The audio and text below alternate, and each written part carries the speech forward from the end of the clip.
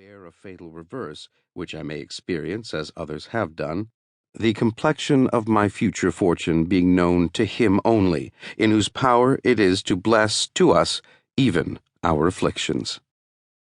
The notes one of my uncles, who had the same kind of curiosity in collecting family anecdotes, once put into my hands, furnished me with several particulars relating to our ancestors.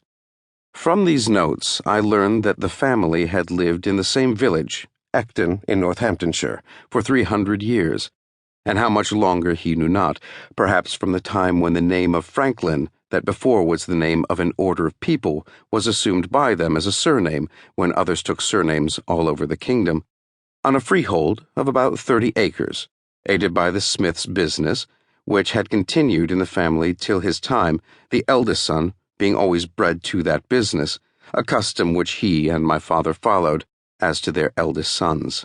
When I searched the registers at Ecton, I found an account of their births, marriages, and burials from the year 1555 only, there being no registers kept in that parish at any time preceding. By that register, I perceived that I was the youngest son of the youngest son for 5 generations back. My grandfather, Thomas, who was born in 1598, lived at Ecton till he grew too old to follow business longer, when he went to live with his son John, a dyer, at Banbury, in Oxfordshire, with whom my father served an apprenticeship. There my grandfather died and lies buried. We saw his gravestone in 1758. His eldest son, Thomas, lived in the house at Ecton, and left it with the land to his only child, a daughter, who, with her husband, one Fisher of Wellingborough, sold it to Mr. Eisted, now lord of the manor there. My grandfather had 4 sons that grew up, viz., Thomas, John, Benjamin, and Josiah. I will give you what account I can of them, at this distance from my papers, and if these are not lost in my absence, you will among them find many more particulars.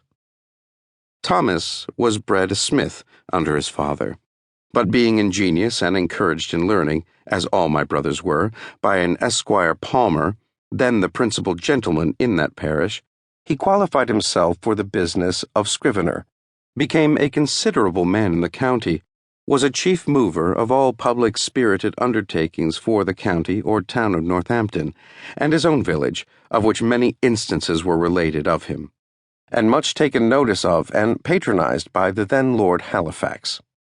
He died in 1702, January 6th, Old Style, just 4 years to a day before I was born. The account we received of his life and character from some old people at Ecton, I remember, struck you as something extraordinary from its similarity to what you knew of mine. Had he died on the same day, you said, one might have supposed a transmigration. John was bred a dyer, I believe of woolens. Benjamin was bred a silk dyer, serving an apprenticeship at London.